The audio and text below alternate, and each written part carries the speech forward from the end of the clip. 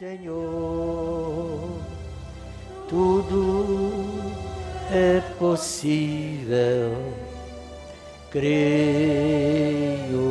Senhor.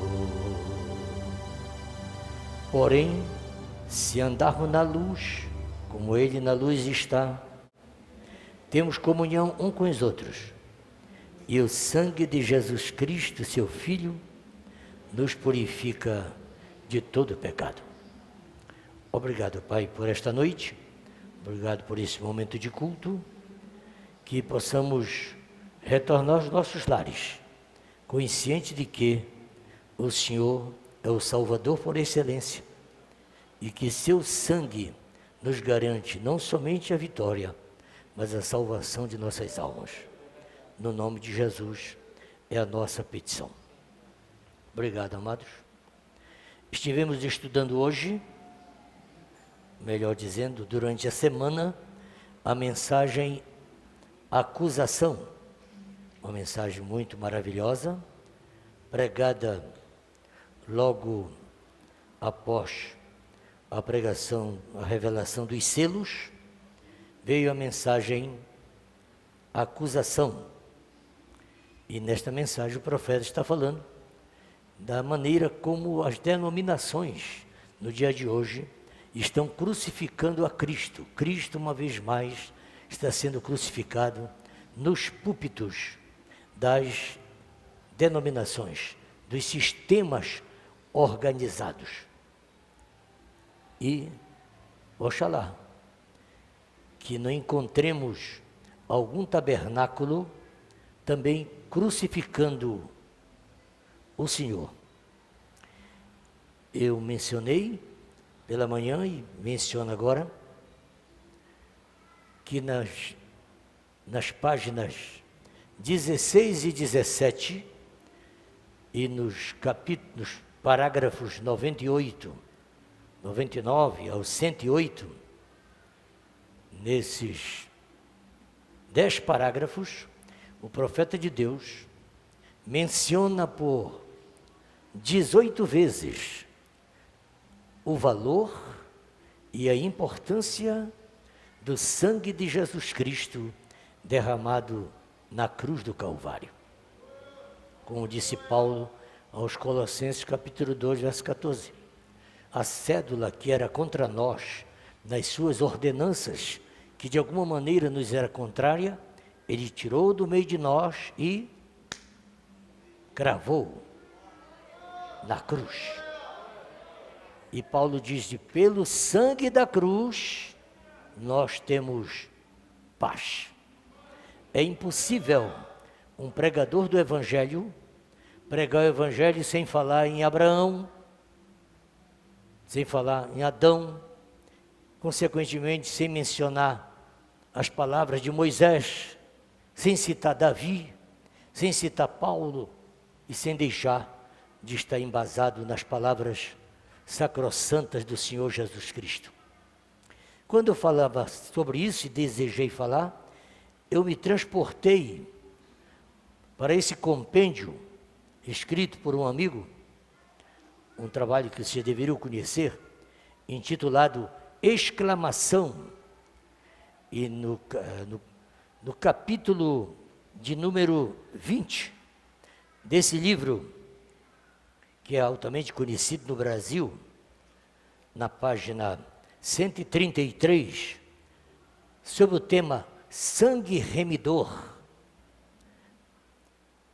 Aqui o escritor, que é um pregador, um modesto pregador, marajoara, ele cita uma série de parágrafos de mensagens proferidas pelo profeta William Branham, o mesmo autor do sermão à acusação.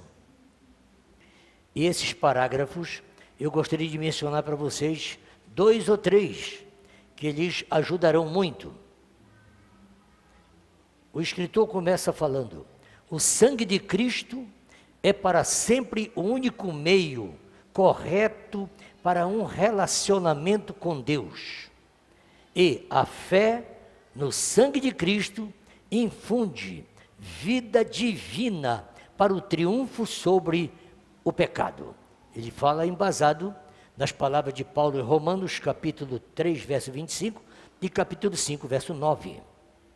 E cita a mensagem Quem é Jesus, proferida pelo mensageiro no seu parágrafo 57, que diz: Ele teve de ser ferido pelas nossas transgressões e moído pelas nossas iniquidades. Ele é o grande diamante, e quando se lapida um diamante, lapida-se em forma triangular, e contra o sol reflete 7 cores. E, olhando-se para o vermelho, através do vermelho parece branco. Deus, olhando um pecador vermelho, através do sangue de Cristo, vermelho torna-o branco. Ele está no coração. Esta é a razão porque o cristão e o sangue são inseparáveis. A vida está no sangue de Cristo, que cobre a palavra.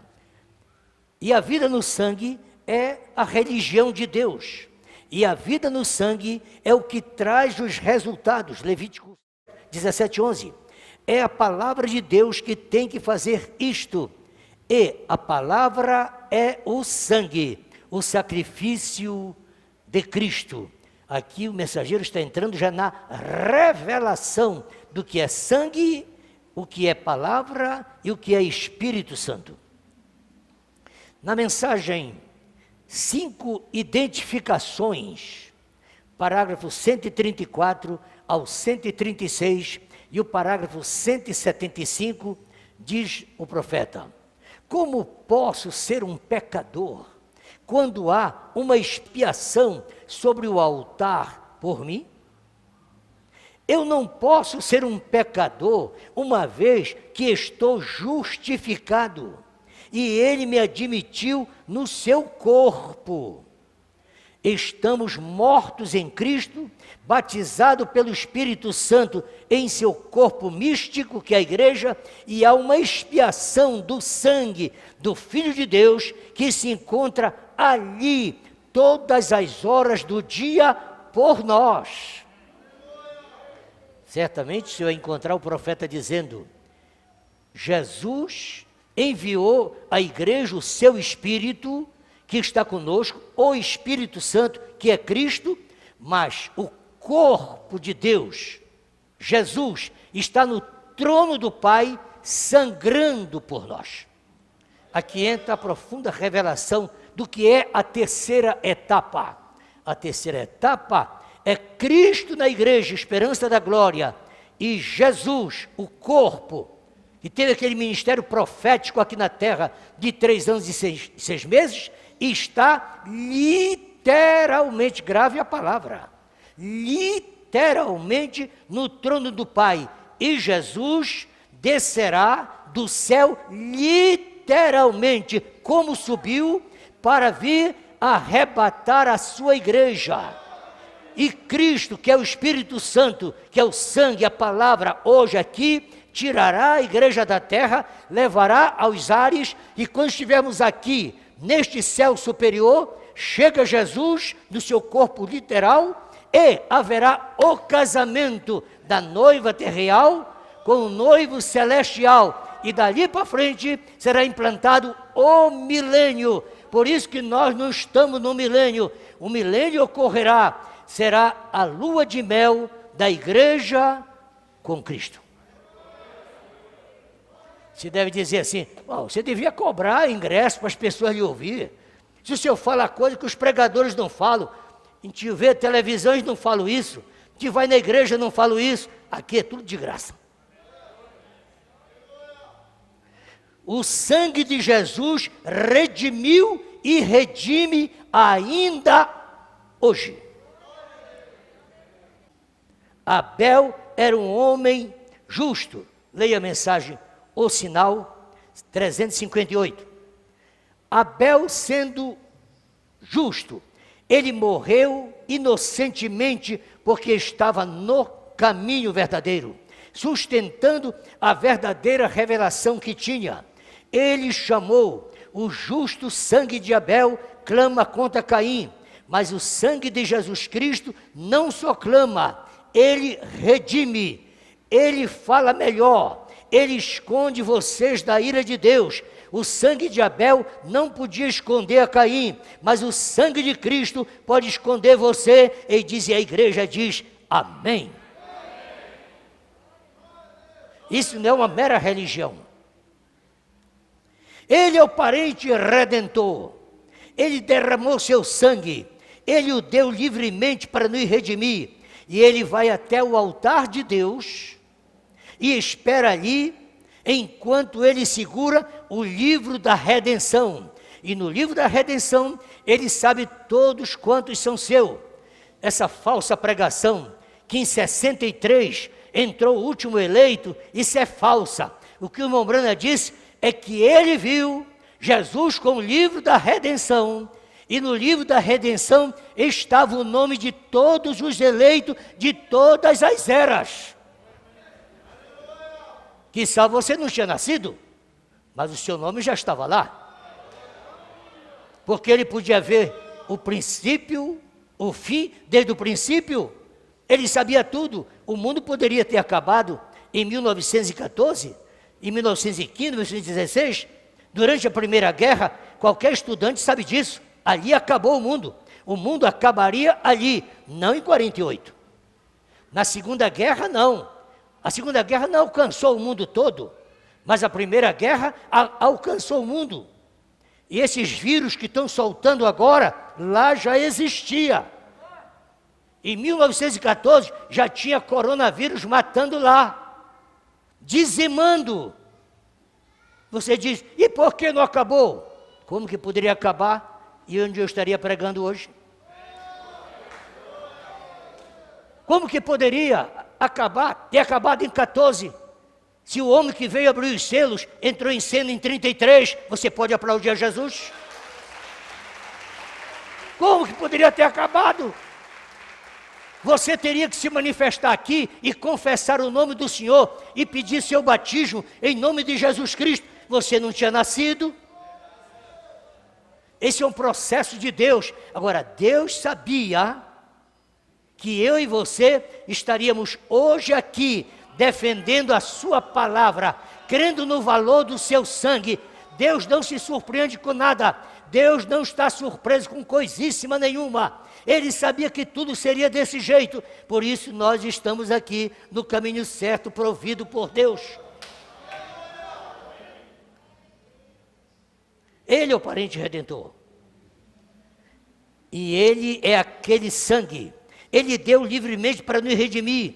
Ele vai até o altar. É o cordeiro sangrento que coloca no altar de sacrifício. Lá está o cordeiro para fazer a redenção, fazendo intercessão. Intercessão. Acabamos de fazer intercessão pelas missões. Nós estamos intercedendo aqui por obreiros que ainda nem se converteram. Ainda estão amassando latinha por aí. Mas nós já estamos orando. Qualquer dia eles chegarão aqui. Vocês leram a mensagem de acusação? Estudaram a mensagem de acusação? Irmão Branco está maravilhado de ver aqueles jovens transgressores, aqueles jovens desordenados, aqueles jovens que eram incrédulos, vindo de Nova York, jovens, para se tornarem ministros. Se aqui está esses rapazes, não tinham qualificação nenhuma, mas estão chegando aqui. Se você conhecer o que ele está dizendo naquele quadro ali, em outras mensagens, esses homens não serviam para coisa nenhuma, mas vieram de Nova York, chegaram aqui, e nós vamos ordená-los com imposição de mãos, e eles vão voltar para ganhar muitas almas. Aquele jovem que você acha que não dá, aquele que você acha que não serve, aquele que não te agrada, é exatamente aquele que Deus está escolhendo. Se a escolha de Deus fosse através do sentimento familiar, a mim me parece que até hoje o irmão do filho pródigo estava lá na pocilga. Porque se dependeu dele, Ele disse logo: o que está acontecendo na casa aí? Que festa é essa? Eu tenho irmão que chegou, meu irmão, eu não tenho irmão. Deixa eu falar com o papai. Ô papai, o que é que está acontecendo aí? Você não sabe que este teu filho, este rapaz que não é meu irmão, gastou tudo que tinha? Meu pai disse: venham depressa, matai um bezerro cevado, trazei roupa limpa, trazei anel, trazei sandália. O pai nem deixou ele confessar o seu pecado. Quando você ama, você não fica com essas picuinhas, querendo saber coisinha, questionando. Você perdoa. Isso é o sangue de Jesus Cristo que nos perdoa de todo o pecado. Cobre a nossa transgressão. O profeta de Deus diz que o sangue cobre. O sangue de Cristo te esconde no sangue do Senhor Jesus. Eu vou terminar. Era só esses 2 parágrafos que eu queria ler. Sexto selo, 133 ou 135. Você não pode interceder a não ser que haja sangue. Ali só há um mediador entre Deus e os homens, e este é Cristo Jesus. Lá está ele, até que a última alma tenha sido redimida. Diga amém. Enquanto não entrar a última alma, o sangue está lá. Oh, que grande Pai é Ele! Que grande Pai é Ele! A mensagem provando a sua palavra, 264 em diante. Quando oro, Deus não me vê. Quando eu oro, Deus não me vê. Ele apenas ouve a minha voz através do sangue de Jesus. E aquele sangue ali é para representar o que eu peço. Então ele ouve a minha voz, mas vê somente o sangue. Por isso não posso estar sujo. Quem diz que eu estou sujo é a minha vizinha, os vizinhos, inclusive parentes. Quem fala mal das pessoas são os parentes, que conhecendo as suas limitações, conhecendo as suas debilidades, como dizia o reverendo Antônio Vieira, não perderá tempo para te apunhalar. Então cuidado com parentes, amigos e conhecidos. Quando alguém começar a falar mal de ti, tu já sabe, não são os inimigos, são os amigos, são os que andam contigo. São aqueles que te passam um zap, que colocam o ombro, aqui tem um ombro, chora no meu ombro. Isso é, conta as tuas mágoas. Sabe o que é? É só para saber dos teus problemas. Vigia. Por isso, não posso estar sujo. Estou debaixo do sangue. O sangue me limpa. E ele é o para-choque entre eu e Deus. Diga, é o para-choque. Oh, filha, minha filha, você sabe disso? Jesus derramou o sangue dele por você, para que você pudesse ficar boa. Você crê nisso? Amado Deus, abençoa esta criança, que ela tenha a transfusão de sangue do Calvário, tira todo o açúcar que está no sangue dela. Ela está diabética, mas agora eu creio no valor do sangue, no nome de Jesus. Fique boa! Aleluia! Quando lemos a mensagem do 7º selo, podemos ver exatamente quando ele diz, ele coloca isso dessa forma tão maravilhosa, na mensagem A Festa das Trombetas, pregado em 64, parágrafo 61. O sangue de Jesus Cristo aperfeiçoa a noiva. Deus decidiu que salvaria todo homem através do derramamento de seu sangue. Ele nunca mudou isto. E ele não pode mudar isto. Glória a Deus. Aleluia. O profeta não mudou sua maneira de crer no sangue, antes, durante ou depois da revelação dos selos.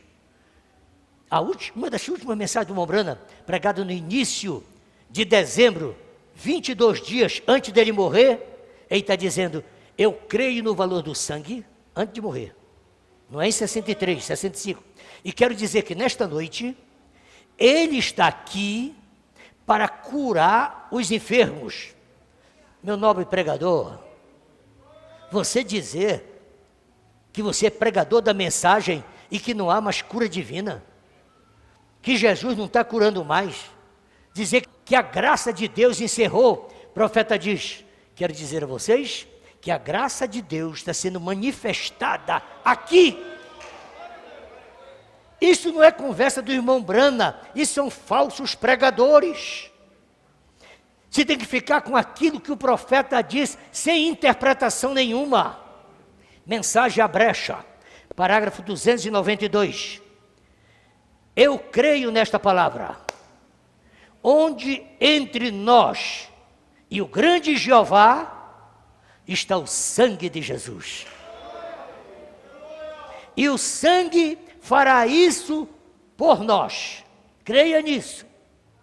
A Bíblia diz que o sangue de Jesus fará maiores coisas do que o sangue do Cordeiro do Velho Testamento. Por quê? Porque se ele havia instituído o sangue do Cordeiro no Velho Testamento, era que o Cordeiro do Velho Testamento, quando derramava o sangue, era para cobrir o pecado.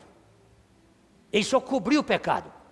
O pecador teria que colocar a mão na cabeça do animal e confessar sua culpa. E depois o sacerdote vinha e degolava o cordeiro. E ele sentia o cordeiro morrer debaixo da sua mão. E quando o sangue do cordeiro era derramado, então o pecado daquele pecador, que tinha sido dito pelo sacerdote que deveria matar um cordeiro, ou um bode, ou uma rola, ou um touro, então aquele sangue cobria a sua falha. O sangue de Jesus não cobre. O sangue de Jesus retira, arranca. Por quê? Por quê? Porque o sangue do animal não tinha espírito. Mas o sangue de Jesus tem espírito. O Cordeiro de Deus tem espírito, que é a palavra, que é o Espírito Santo. Olha, me dê atenção. Ô pregador, tu tem que escutar, rapaz. Escuta.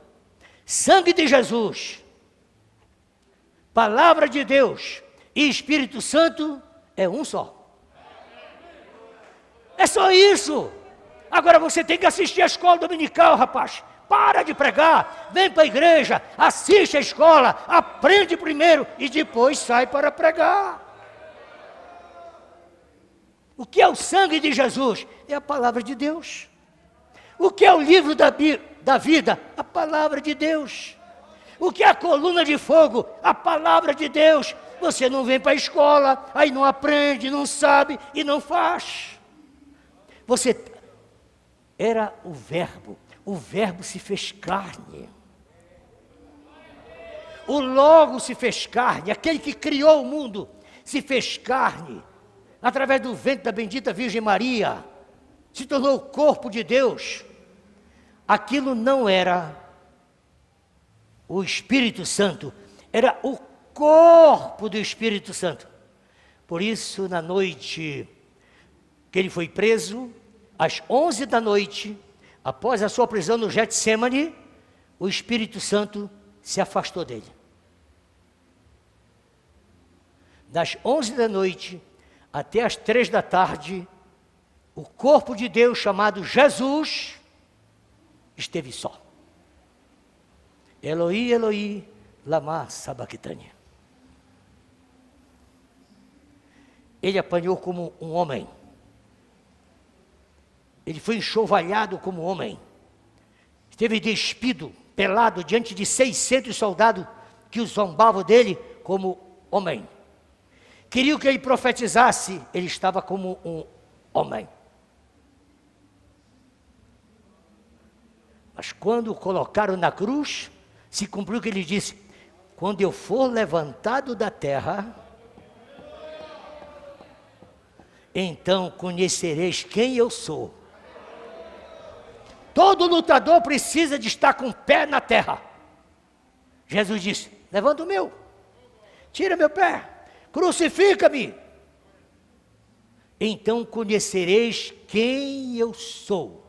E tem mais, e quando vocês me levantarem, hoje eu tenho aqui apenas 11 seguidores, e mais uma meia dúzia de mulheres. Está ruim? Eu tive uma igreja de 500 pessoas, 5.000 pessoas, 15.000. Agora eu estou fraquinho, já só estou com esses aqui. Mas quando vocês me levantarem da terra, depois que eu apanhar, depois que eu for enxovalhado, depois que eu passar pelo que eu vou passar, eu atrairei todos a mim. Faça assim, assim. Todos. Ele atraiu de todas as línguas povos. Jesus atraiu de todos. Ele nem está aqui, quem está aqui é Cristo agora. E a gente fala o que está falando, e esse Jesus continua atraindo. As pessoas não dizem assim, eu aceito Cristo como Salvador, já receberam? Mas quem está na igreja é Cristo. Jesus está no trono do Pai. Na igreja é Cristo, esperança da glória. Cristo é a teofania do Espírito Santo. O Cordeiro é a teofania de Jesus. Quem sangra é o Cordeiro de Deus. O Cordeiro levanta, o Cordeiro senta, o Cordeiro aparece. É assim que está na Bíblia. Mas aquilo é Jesus. E aqui na igreja, quem se manifesta, quem fala, quem age, é Cristo. É Cristo na igreja, está escrito. Eu sou escriturístico. É Cristo na igreja, esperança da glória. Mas sabe quem é esse Cristo? É o Consolador. É o Espírito Santo. É aquele que está preparando a igreja para o arrebatamento. Mas você já percebeu que a pessoa diz assim, eu aceito Cristo como Salvador. Eu aceito Jesus. Jesus, Tu és meu Salvador. Jesus, só Teu serei, Senhor, na senda muito verdadeira, guia-me Tua mão, e ao findar minha carreira, receberei galardão. Por que Jesus? Porque Cristo é Jesus e Jesus é Cristo, é Senhor, Jesus, Cristo. Nós somos até batizados nesse nome. Pedro disse, vocês estão entendendo a revelação? A colega diz, entendemos. E diz, então arrependei-vos e cada um de vós seja batizado em nome do Senhor Jesus Cristo. Aleluia! Isso não é para todos. Tem gente que é capaz de ouvir tudo o que eu estou falando e depois dizer, eu aceito o batismo nos títulos de Jesus, Pai, Filho e Espírito Santo. Isso não são nome. Pai não é nome, Filho não é nome, Espírito Santo é Espírito Santo. Jesus disse, eu quero que vocês sejam batizados em meu nome, que é em nome do Pai, que é Senhor, em nome do Filho, que é Jesus, e em nome do Espírito Santo, que é Cristo. Senhor Jesus Cristo. Você deve dizer, aqui é uma beleza, num culto só, a gente aprende muita coisa. Então dá glória a Deus, porque você aprende. Nós vamos fazer aqui, vai aprender. A brecha, eu creio nesta palavra. Entre nós e Jeová está o sangue de Cristo, e o sangue fará isto por nós. Ele falará por nós diante de Deus. A Bíblia diz que o sangue de Jesus fará maiores coisas que o sangue do Cordeiro do Velho Testamento. Por quê? Porque o Cordeiro de Deus tem Espírito e é um Espírito Santo.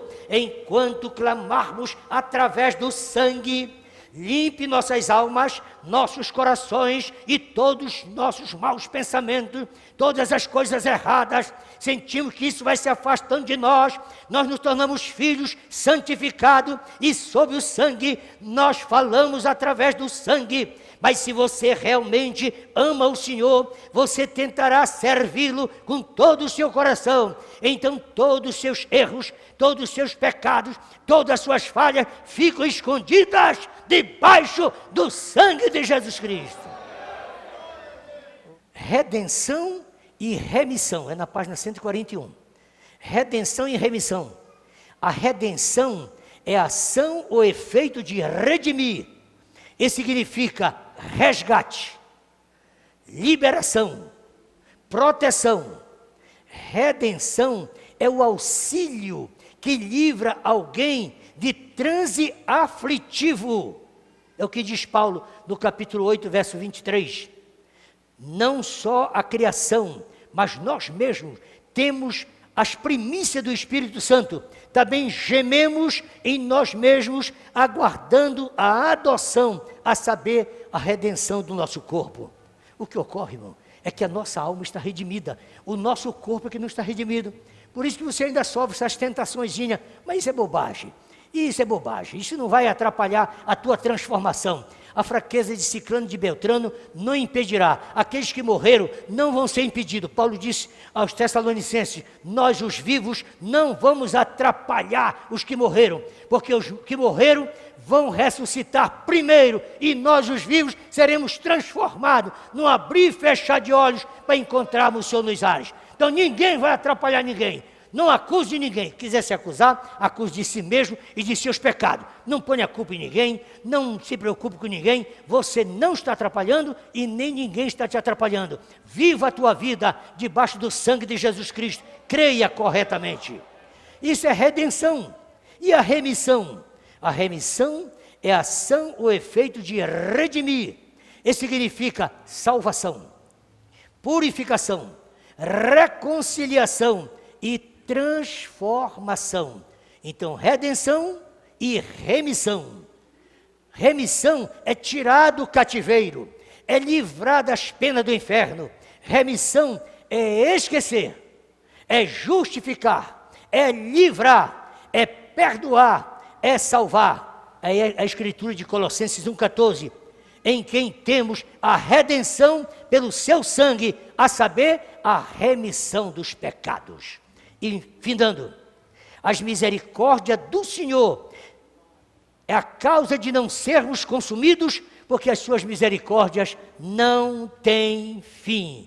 Espere, Israel, no Senhor, porque do Senhor há misericórdia e nele há abundante redenção. Salmo 130 e verso 7. Portanto, a eleição nos trouxe até aqui, a graça nos salvou, o batismo no nome nos confirma, e o sangue nos conserva limpos, e a misericórdia nos protege. A fé nos coloca na plataforma do rapto, e o batismo com o Espírito Santo nos sela, e a predestinação nos transportará. Breve vem